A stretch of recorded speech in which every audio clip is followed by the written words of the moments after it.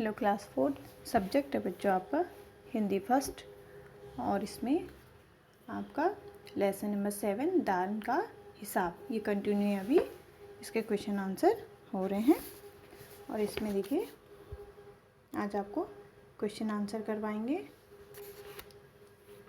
तो इसमें आपने पढ़ा था दान के हिसाब में, तो क्या क्या होता है, जो राजा होता है वो किस तरीके से अपना सारा धन क्या कर देता है, एक जो क्या होता है भिखारी होता है, भिक्षु होता है, उसको किस प्रकार से देता है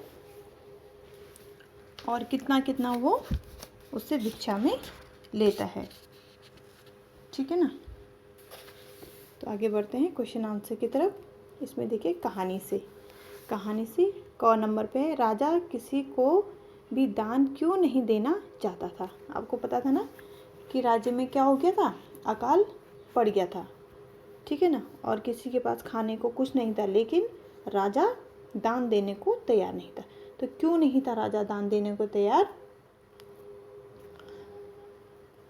राजा किसी को भी दान देने के लिए इसलिए तैयार नहीं था क्योंकि वो क्या था, बहुत कंजूस था। क्या था? एक तो बहुत कंजूस था और उसे क्या लगता था कि अगर मैं सारा दान दे दूंगा तो मेरा राजकोष क्या हो जाएगा, खाली हो जाएगा। तो इसलिए वो क्या नहीं करता था, दान नहीं देता था। फिर क्वेश्चन नंबर ख पे आइए। राज दरबार के लोग मन ही मन राजा को बुरा कहते थे, लेकिन वे राजा का विरोध क्यों नहीं कर पाते थे। ठीक है ना। राजा के जो पीठ पीछे, मतलब राजा के सामने क्या नहीं करते थे, उसकी बुराई नहीं करते थे। लेकिन जैसे राजा गया और लोग क्या करते थे, प्रजा उसकी क्या करने लगती थी, बुराई करने लगती थी। तो ऐसा क्यों होता था? क्यों लोग उसके सामने उसकी बुराई नहीं करते थे? क्यों नहीं कहते थे कि आप राजा, आप ऐसे हो? तो देखिए, राज दरबार के लोग राजा का विरोध इसलिए नहीं कर पाते क्योंकि उन्हें राजा के क्रोध होने का भय रहता था। एक तो राजा के क्रोध से क्या करते थे, वो बहुत डरते थे। ठीक है ना। राजा बहुत क्या हो जाते थे, क्रोधित हो जाते थे, गुस्सा उनको जल्दी से आ जाता था। अब क्रोध में इंसान कुछ भी कर लेता है, तो इसी डर के मारे वो कुछ नहीं बोल पाते थे।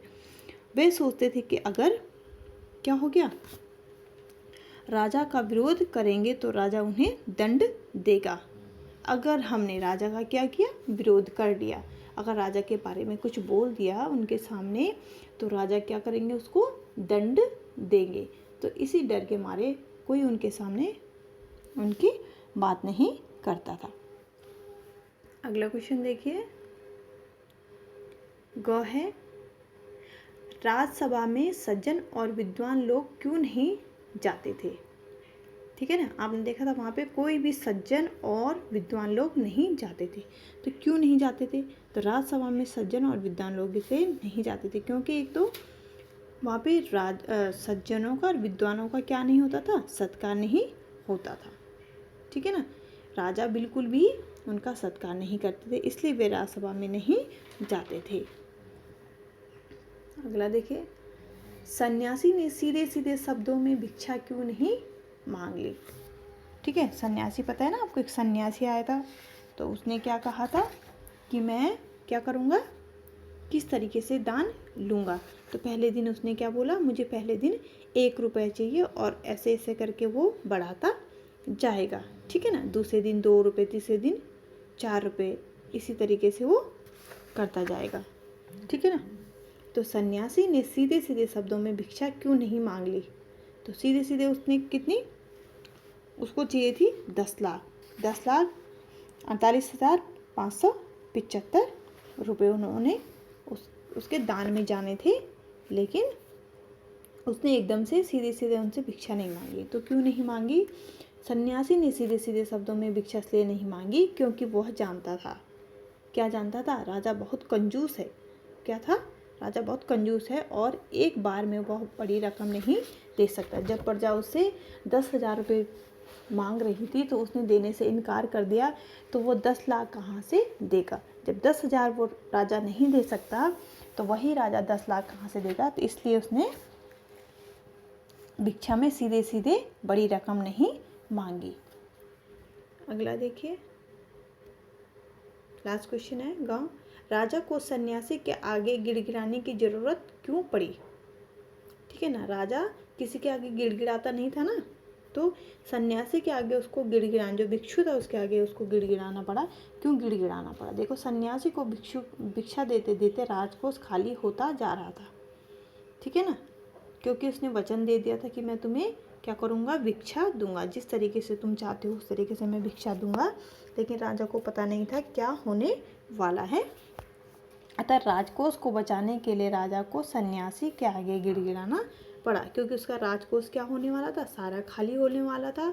अतः उसको क्या करना पड़ा, लास्ट में उसको सन्यासी के आगे गिड़गिड़ाना पड़ा। तो इस तरीके से बच्चों आपको ये क्वेश्चन करने हैं। क्वेश्चन नंबर क, ख, ग, घ, ग। तो यहाँ देखिए मैंने आपको ये सॉल्व करके दिखाया यहाँ पे, ठीक है ना। इसमें है राजा किसी को भी दान क्यों नहीं देना चाहता था। तो इसमें देखिए आंसर है, राजा किसी को भी दान इसलिए नहीं देना चाहता था क्योंकि वह कंजूस था। उसे ऐसा लगता था कि दान देने से राजकोष खाली हो जाएगा, ठीक है ना। क्वेश्चन नंबर 2, राज दरबार के लोग मन ही मन राजा को बुरा कहते थे, लेकिन वे राजा का विरोध क्यों नहीं कर पाते थे। तो राज दरबार के लोग राजा का विरोध इसलिए नहीं कर पाते थे क्योंकि उन्हें राजा के क्रोधित होने का भय रहता था। वे सोचते थे अगर वे राजा का विरोध करेंगे तो राजा उन्हें दंड देगा। क्वेश्चन नंबर 3 देखिए, राज्यसभा में सज्जन और विद्वान लोग क्यों नहीं जाते थे। सज्जन और विद्वान लोग नहीं जाते थे वहाँ पे, तो क्यों नहीं जाते थे। राज्यसभा में सज्जन और विद्वान लोग का सत्कार नहीं किया जाता था, इसलिए वे राजा के राज्यसभा में नहीं जाते थे। आगे देखिए, सन्यासी ने सीधे सीधे शब्दों में भिक्षा क्यों नहीं मांग ली, कि मुझे इतना भिक्षा दिए, क्यों ऐसा कर लिया, क्यों नहीं मांगी। तो सन्यासी ने सीधे सीधे शब्दों में इसलिए भिक्षा नहीं मांगी क्योंकि वह जानता था कि राजा क्या है, बहुत कंजूस है और एक बार में ही वह बड़ी रकम नहीं दे सकता है। क्वेश्चन नंबर 5, राजा को सन्यासी के आगे गिड़गिड़ाने की जरूरत क्यों पड़ी। तो राजा क्या हुआ, सन्यासी के आगे गिड़गिड़ाने लगा।